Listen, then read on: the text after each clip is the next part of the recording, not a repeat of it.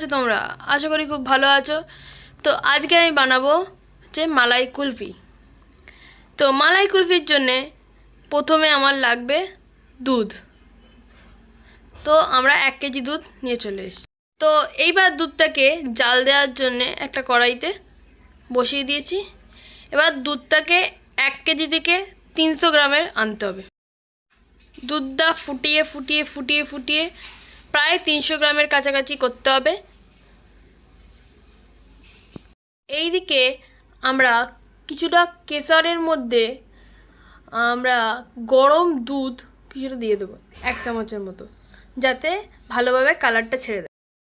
এবার দুধটার মধ্যে আমরা কিছুটা পরিমাণে দিয়ে দেব কাজু বাদাম পেস্ট।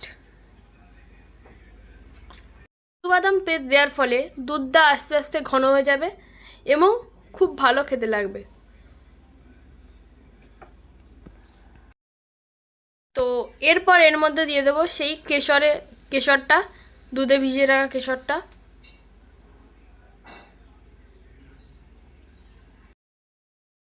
এরপর এর মধ্যে দিয়ে দেবো 4 চামচ চিনি।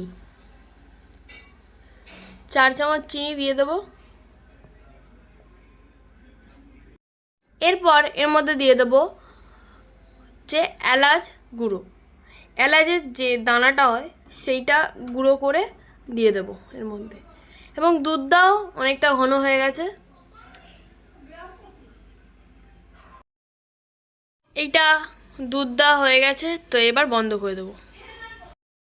তো এইবারে এই ক্ষীরটাকে আস্তে আস্তে ঠান্ডা করে নিতে হবে। ঠান্ডা করে নেওয়ার পর এইটাকে একটা মিক্সির জারে ঢেলে মিক্সিতে ব্লেন্ড করে নিতে হবে।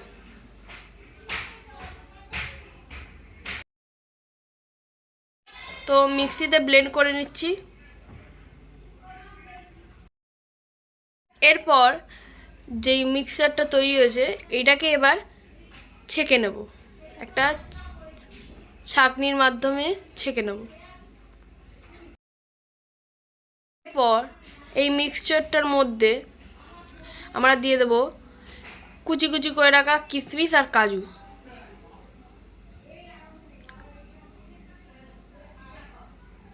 এবার ভালোভাবে মিক্স করে নেব। আমার কাছে কুলফির কোনো মোল্ড নেই, তাই জন্য আমি কি করেছি, কফির যে কাপগুলো হয় সেই কাপগুলোয়, কাগজের কাপগুলোর মধ্যেই আমি এই কুলফিটা বানাবো। তো সেইগুলোকে এক এক করে ঢেলে নিচ্ছি মিক্সচারটা। এরপর সব কটা ঢালা হয়ে গেলে এর ওপরে একটা একটা করে ফয়েল পেপার দিয়ে চাপা দিয়ে দেবো। কটার ওপরে ফয়েল পেপারে চাপা দেওয়া হয়ে গেছে।